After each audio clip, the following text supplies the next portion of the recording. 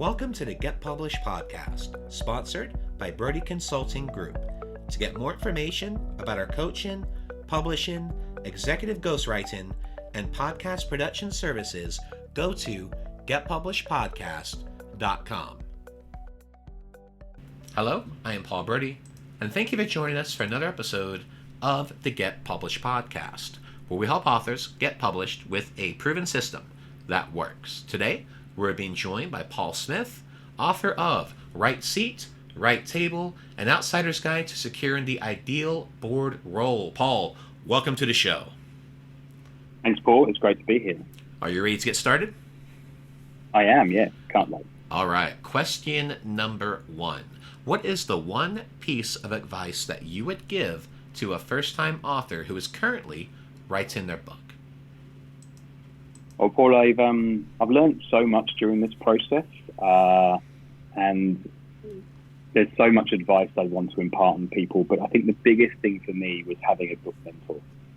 Someone who's been through the process before, multiple times if possible.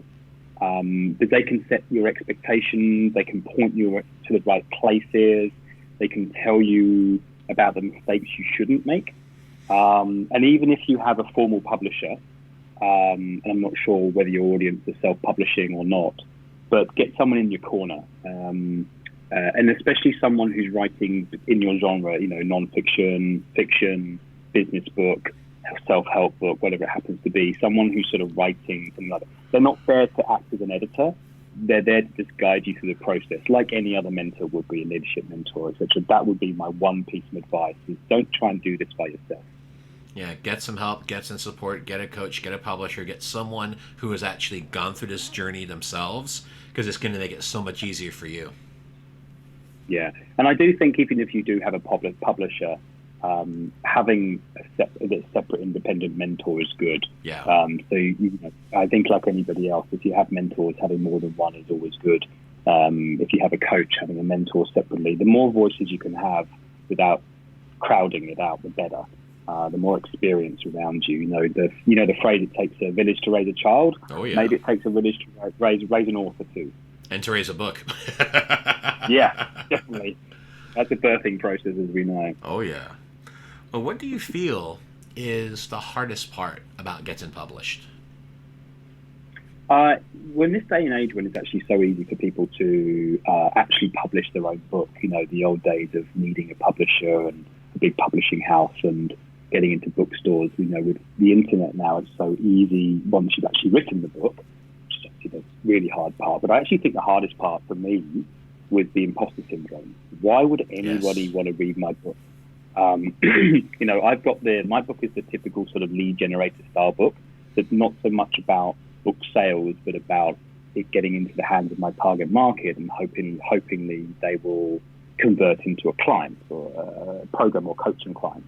But still the biggest barrier was and is, for me, is that impending sense that no one will like it. Why would anybody want to read it? And even though I've got some amazing testimonials already from board directors around the world, Dr. Jane Goodall, and young people who have come through my program, still there's that sense of, it's not good enough. It's not good enough to be out there. And that's the hardest part, because it can slow you down. It can stop you putting it out there. It can stop you marketing it, or at least sort of stop you marketing it loudly and shouting from rooftops, I've got a book. And so you sort of just have to get over that and trust that you've done the hard work. But it's still the hardest thing, I think, is because it can really it can really drag out the process. There were 2 mantras I always teach my clients, because that's one of the biggest things, is that struggle about the imposter syndrome. One is, don't be afraid to take the plunge. And then 2 is, done is better than perfect. And I think that's the biggest thing. You're never going to have the perfect book. And another thing I remind them about is a quote from Robert Kiyosaki. And just to paraphrase, it just basically says, you have knowledge, you have something that you can share. Well, guess what? You are already an expert. If you have something that you can share that you feel that you can help at least one person, you are already an expert. And that's one thing I always make clear. I think the problem is that we often compare ourselves, and this is not just a publishing thing, but a human thing. We compare ourselves to the top. And our society is so geared towards celebrating the icons, the big business people, the entrepreneurs who are successful. What you don't see is behind the scenes, they may not be so successful, but also the 10,000, for every one successful person, the 10,000 people who are just going about their day, also publishing as well. And so we're comparing ourselves to the best. And the best is based on sales often, not on the quality of the book. And so they've got a whole machine behind them. And we're not actually comparing ourselves to what we need it to be, not what other people are doing. And I think that's where a lot of the imposter syndrome obviously comes in, or that the barriers that you actually erect yourself, thinking, well, it's never going to be Tim Ferriss. And he said, well, why do you need it to be Tim Ferriss? Exactly. Don't be the first Tim Ferriss, be the first Paul Brodie. Or, and that's my mentality. Just be out there and be the first Paul Smith. Be the person you are, and let that shine in the world, because people are going to connect with you. And that's the biggest thing, is like, people want a story they can connect with. They want to connect with the author. And when you can do that, everything else will take care of itself. You mentioned be the first Paul Smith. Now, with a name like mine, that's pretty tough. You might put in a middle name or something. Well, even a Paul M. Smith, which would be my one. Like, it's, I have thought about changing my name to my wife's surname, because that would be very unique. Her name, actually, if you Google her, she's the only one out there. But yeah, it's a tricky one. But again, I think within my marketplace, that's the name and the brand behind it. My business name, Future Directors, that's what you want. Absolutely. Well, let's talk about marketing. So please share a marketing strategy that you're using in your book launch that you feel is going to work well, because your book just launched over the past couple of days, if I'm not mistaken. Yeah, it's sort of, my launch process has been a 6-month process. So I actually finished the book in terms of the first manuscript, last year. But a bit of the imposter syndrome, plus being, a business owner, you're trying to juggle a lot of things. But I'm an ex-marketer, so I put a lot of thought into how best to launch this book, and I want to do something different. So it's rarely done, especially for the type of book. But in order to get pre-sales and raise some money, so the other thing about my book is net proceeds for the life of this book will be going to my charitable causes and charities that are aligned to my business. So around young leaders around the world. So I'm picking charities in different countries to support, and it's also a partnership thing. I actually turned to a crowdfunding campaign. So I use this crowdfunding platform called Start Some Good. And it's usually about projects, social projects or environmental projects or projects like that. So again, it's very rarely done the way I did it. I looked at Kickstarter and the other ones. But it allowed me to test my marketing, gain some exposure via some closer connections first, and then get the money in for printing up front.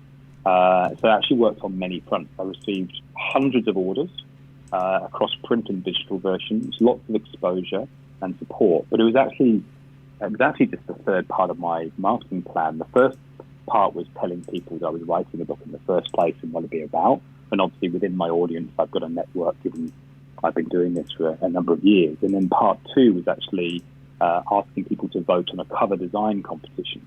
And again, that was an engagement strategy for people to feel like they had an ownership of the book. And people said, I can't wait to read it. And so I could build up a list of people. And then when it came out, or when the crowdfunding came out, and go back to them and say, hey, it's now available for you to sort of purchase.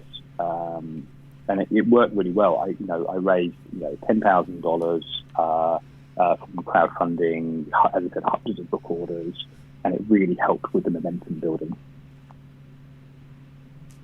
Well, I was going to ask you, what's some of the advice that you would give for authors that are wanting to go the crowdfunding route? Because as I'm sure you know, it's very much hit or miss. And anytime that I have an author on the show that has had great success with this, as you have, I would love for you to share some of the advice with our listeners, because I think it's really a great area of opportunity, but not everyone's really able to, hit that sweet spot like you were able to.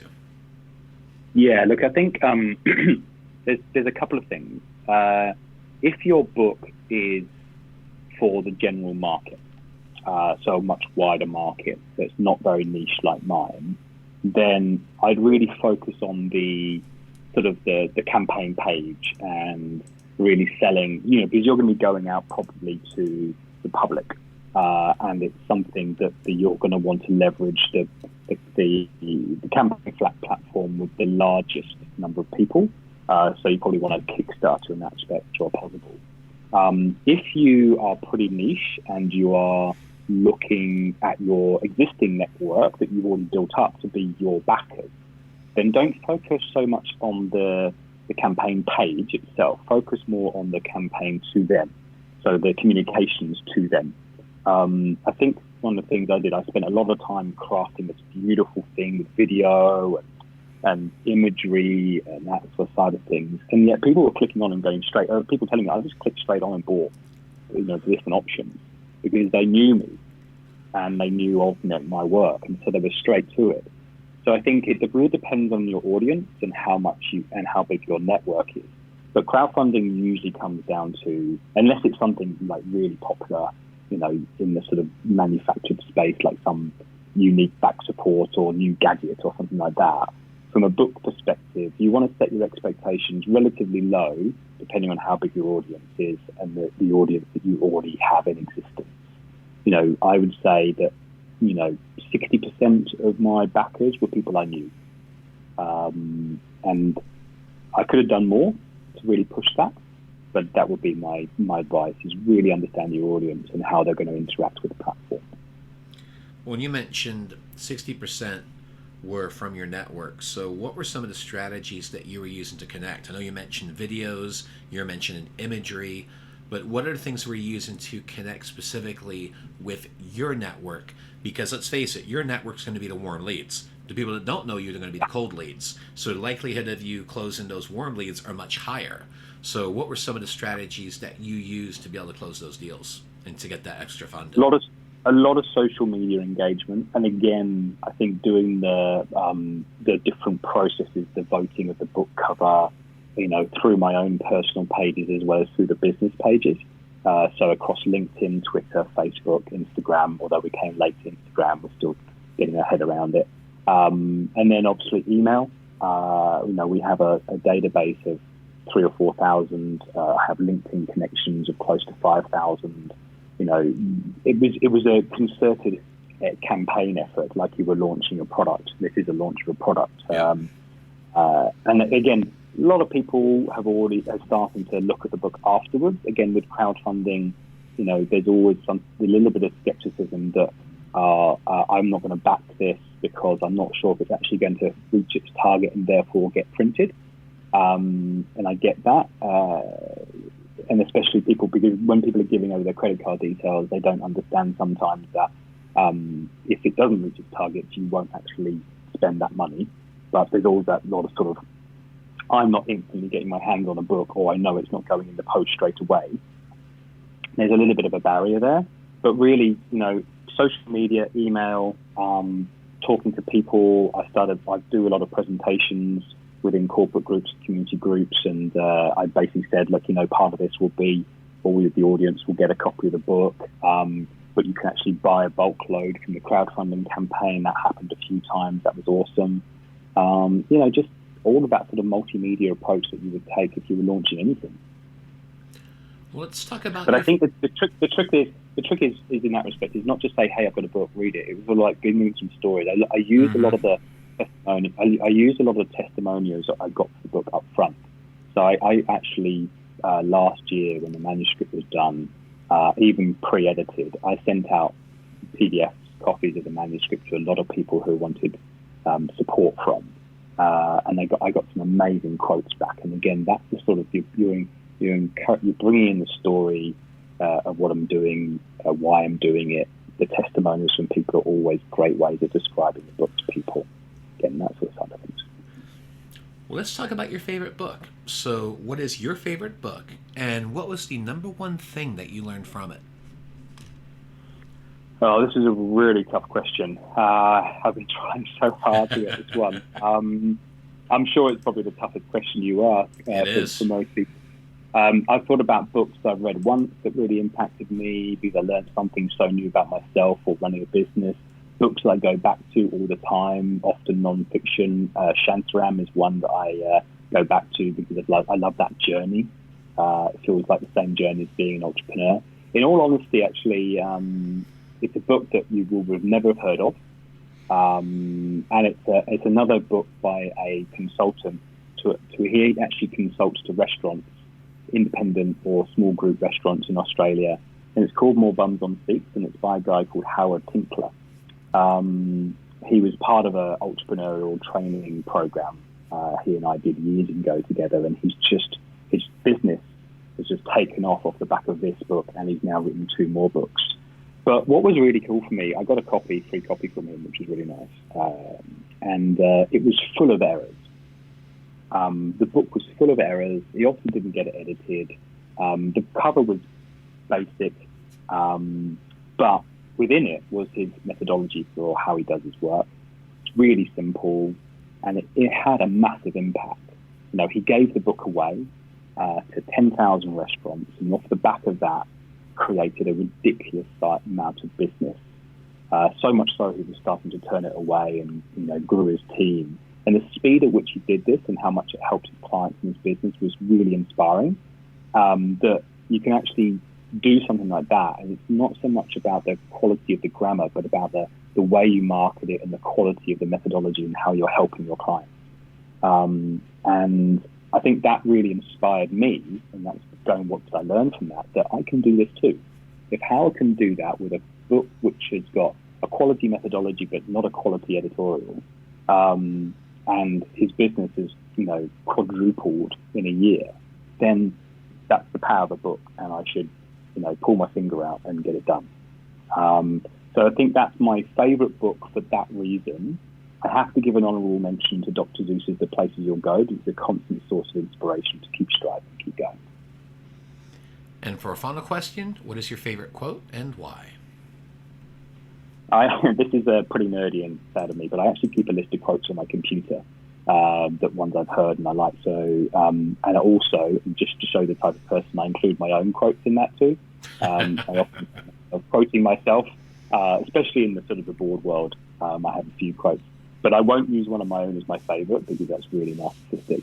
But my favorite one is often misattributed to Albert Einstein, but it's actually from a character in a mystery novel by a lady called Rita Mae Brown. And it's the insanity is doing the same thing over and over again, but expecting different results.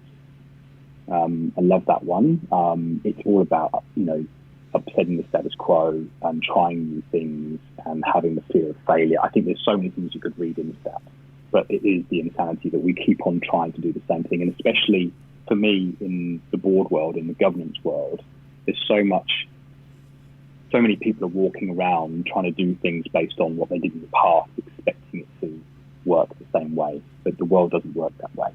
It's a case of blending what you did in the past with new ideas, and that's exactly how we operate and what we try to do. So that quote, it's front and center as a driving force for myself and my business.